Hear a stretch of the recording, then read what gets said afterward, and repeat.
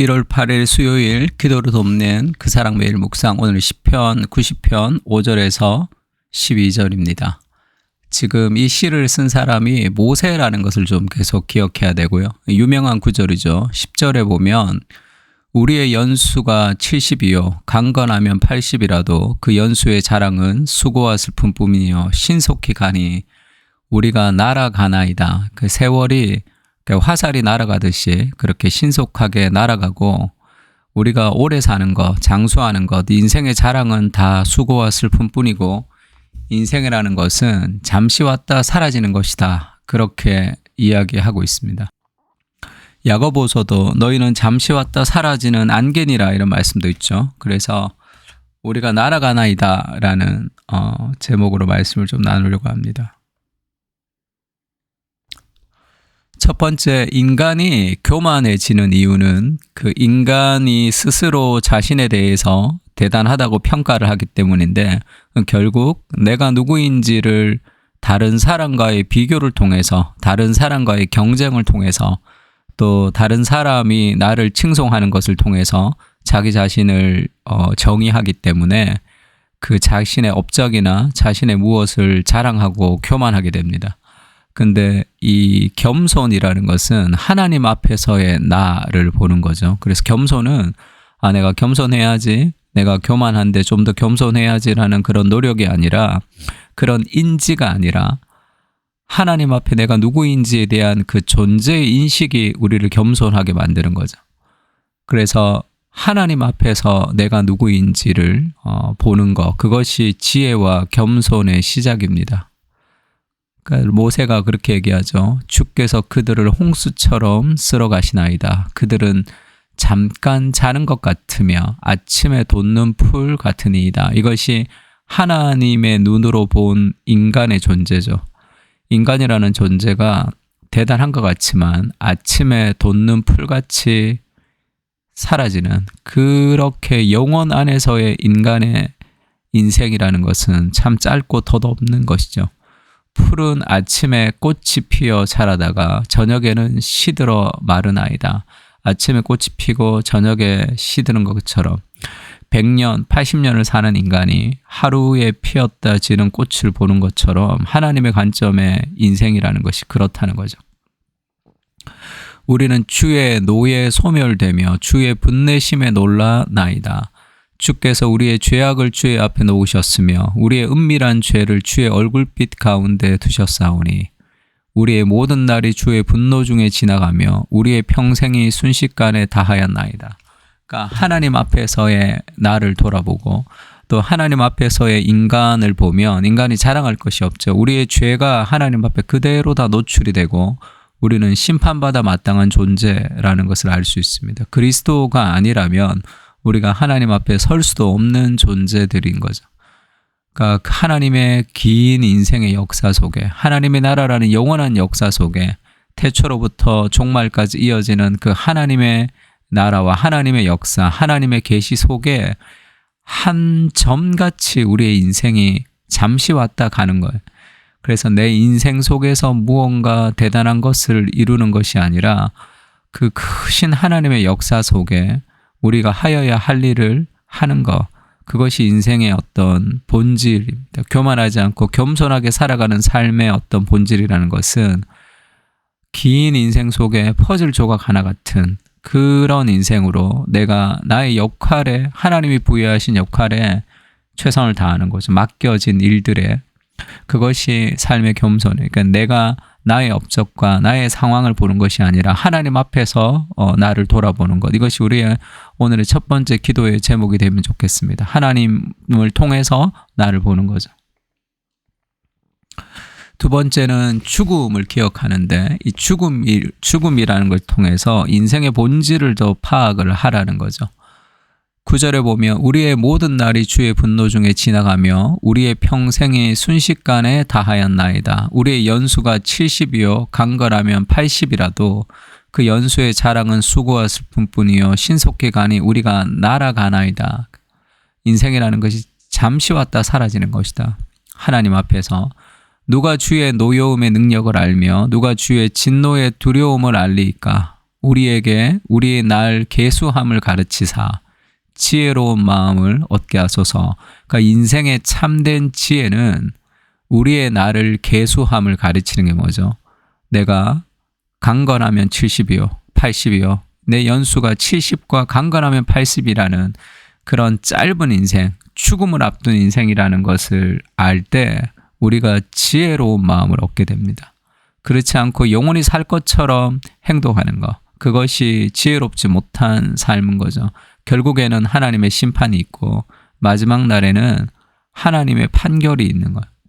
그러니까 우리가 이것을 어떻게 살아야 될지에 대한 지혜로운 마음이 우리의 마지막을 돌아보면, 마지막에 내가 주인이 되어서 내 인생을 끝까지 사는 것이 아니라 하나님이 주인이 되시는 인생 속에 내 인생이 있다는 것을 기억할 때 우리는 더 지혜롭게 살아갈 수 있습니다. 그러니까 죽음이라는 인생, 이 죽음이라는 것이 왜 우리에게 닥쳤고 우리가 왜 이런 삶을 살아가야 되냐 하면, 죽음이라는 것은 이 원래 있었던 하나님의 계획은 아닌 거죠. 에덴 동산에서는 죽음이 없었습니다. 그러니까 인간의 죽음이라는 것은 죄가 들어오면서 인간에게 내려진 그런 형벌과 같은 운명이 된 거죠.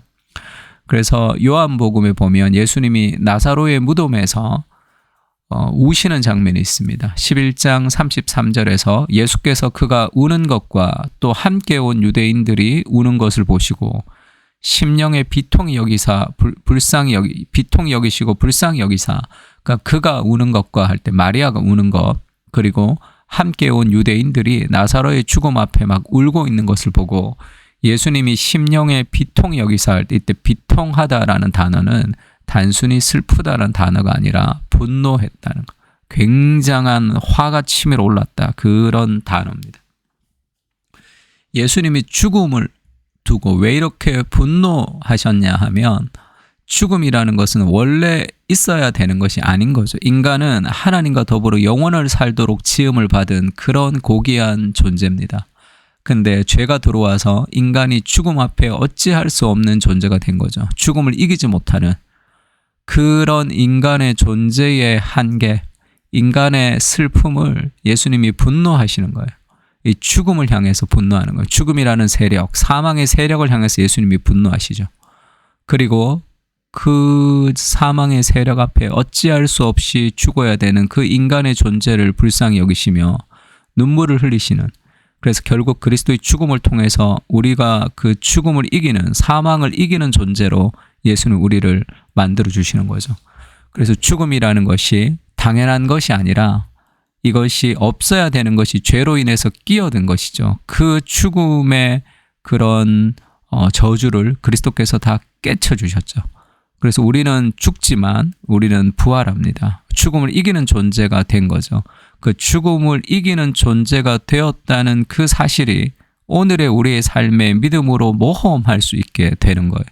그러니까 죽음이라는 것은 끝이고, 그렇게 되면 내 인생이 다 허무해지고 다 날아가고 다 사라지고 비극이고, 그러면서 인생을 늙어가면서 우울하게 살아가는 사람들이 많습니다. 그것은 복음적이지 않은 생각이죠. 우리는 죽음을 이기는 존재로 하나님 우리를 부르셨고 그리스도가 목숨을 버리시면서 죽음을 이겨주셨는데 왜 그 죽음 앞에 휘둘리면서 살아야 되냐. 사망이라는 세력이 주는 저주로부터 우리가 위풍당당하게 믿음으로 반응할 때 우리는 더 하나님 나라를 위해서 적극적인 인생을 살아갈 수 있는 거죠. 마르다에게도 그렇게 얘기하죠. 예수께서 나는 부활이요 생명이니 나를 믿는 자는 죽어도 살 것이다. 무릇 살아서 나를 믿는 자는 영원히 죽지 아니하리니 이것을 내가 믿느냐. 그리스도가 부활이요 생명이기 때문에 우리도 죽음을 이기는 존재가 되는, 그것이 죽음 앞에서 우리를 겸손하게 하고 또한 죽음을 이기는 존재가 되었기 때문에 우리를 담대하게 합니다. 고린도전서 15장 20절에는 바울이 그렇게 얘기하죠. 그러나 이제 그리스도께서 죽은 자 가운데서 다시 살아나사 잠자는 자들의 첫 열매가 되셨다. 신약 성경에는 죽음을 잠잔다 이렇게 표현합니다. 왜냐하면 그것이 영원한 죽음이 아니기 때문에 자고 있는데 그리스도의 부활의 때 이제 깨어난다 이렇게 표현하는 거죠. 예수님이 죽은 자 가운데서 부활을 하셔서 잠자는 자들, 즉 죽은 자들 가운데 첫 번째 열매가 되셨다라고 얘기하는 것은 두 번째, 세 번째, 네 번째 열매가 있다는 거죠. 그리스도가 부활의 첫 열매가 되셨고 두 번째, 세 번째, 네 번째 열매가 누굽니까? 그리스도를 믿는 우리가 죽음을 이기고 부활한다는 거죠. 폴 트로니에라는 이 프랑스 스위스에 있는 그 상담학자가 있죠. 이 사람이 쓴 책 중에 모험으로 사는 인생이라는 책이 있습니다. 그러니까 모험으로 사는 인생이라는 것은 두려움이 없는 인생이 아니라 각종 두려움을 충분히 인지하는 가운데 영위하는 삶이죠.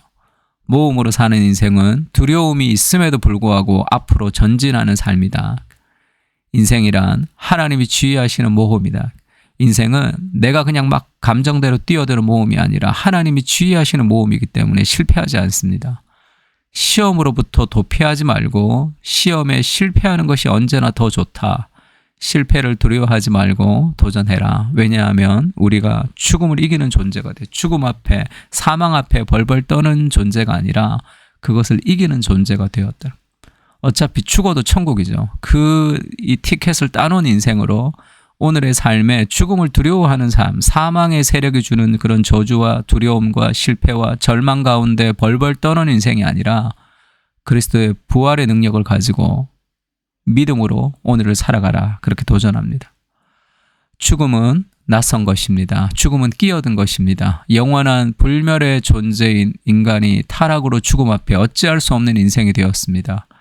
그리스도의 부활로 죽음을 이긴 존재로 살고 있음을 기억하게 하시고 당당하게 믿음으로 하나님 나라의 모험을 시작하게 하여 주시옵소서. 주님이 인도하시는 모험으로 사는 삶을 살게 하시고 믿음 안에서 불안과 두려움이 아니라 거룩한 안정감으로 걸어가게 하옵소서. 아멘. 우리 다 같이 모세의 시편을 가지고 함께 기도하겠습니다.